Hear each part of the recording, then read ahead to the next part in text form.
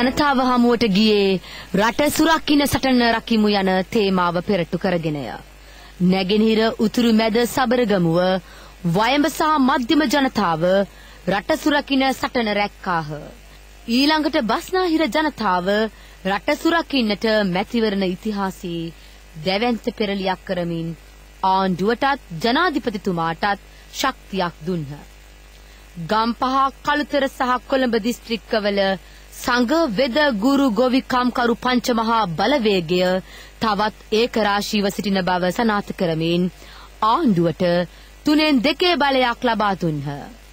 District දෙකක සියලු මැතිවරණ කොට්ටාශවල බලය ආණ්ඩුවට ලබා දෙද්දී කොළඹ දිස්ත්‍රික්කයේ ආසන 5ක් පමණක් ඉතා සුළු ඡන්ද ප්‍රමාණයක් එක්සත් ජාතික පක්ෂයට ලබා දී තිබේ.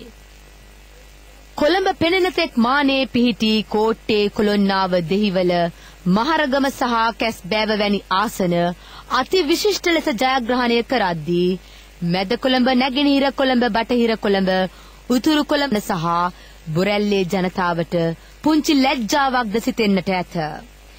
ඒ ආසන පහවත් නොදුන්නා නම් රනිල් වික්‍රමසිංහ මහතාට මුහුණ වසා ගැනීමට තරම් වසවිලි ලැජ්ජාවක් ඇතිවනු ඇත.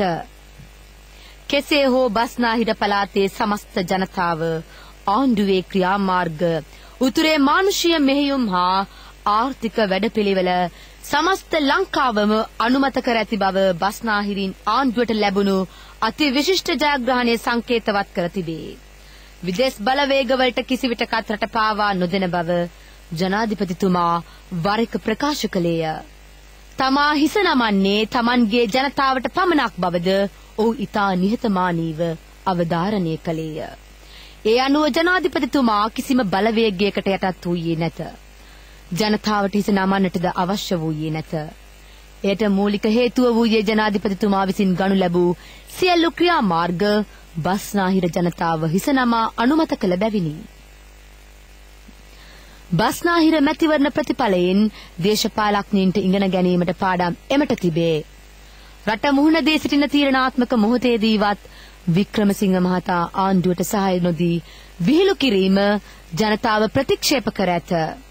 ඒ නිසා රනිල් වික්‍රමසිංහ මහතාට කවදා හෝ සිදුවන්නේ රේණුකා හෝටලයට වී තනිවම විවාද ජය ගැනීම පමණි. ඔහුට කිසි දිනක තවත් පාර්ශවයක් සමග මැතිවරණ සටනක් දිනන්නට නොහැකි බව බස්නාහිර මැතිවරණයේදී යලිත් වරක් සනාථ කෙරිණ. ජනතා විමුක්ති පෙරමුණද තමන්ගේ විමුක්ති ගමන් මාර්ගය වෙනස් කිරීමේ තීරණය අද හෙටම ගත යුතුය. විප්ලවීය වදන් වලින් දෙවන්ත පෝස්ටර් වලින් රතු බැනර් වලින් පමණක් සටන් කරන්නට නොහැකි බවද බස්නාහිර ප්‍රතිඵල ඔප්පු කර තිබේ. අද ජනතා විමුක්ති පෙරමුණ තුනට බැස්සේ අසාර්ථක හුදකලා සටනක යෙදුණු බැවිනි. ඒ නිසා ජනතා විමුක්ති පෙරමුණ විසිරුවා හැරිය යුතුය. නැතිනම් කාට හෝ එකතු විය යුතුය. බස්නාහිර පළාත් සභා මැතිවරණය ජනතා විමුක්ති පෙරමුණට කියා දී ඇත්තේ මහා මැතිවරණයකදී එකම ආසනයක්වත් නොලැබෙන බවය. රාජ්‍ය සේවකයා ගැනද මෙහිදී වචනයක් කිව යුතුය. ලාල් කාන්ත වැනි තොත්ත බබාලාට සටන් පාවා දීමට හෝ ආණ්ඩුවේ ගමන් මඟ වෙනස් කිරීමට හෝ ජනතාව සූදානම් නැති බව බස්නාහිර ඡන්දයෙන් ප්‍රකාශ කර ඇත. විමසුම සටහන මහින්දා බේසුන්දරගෙන්.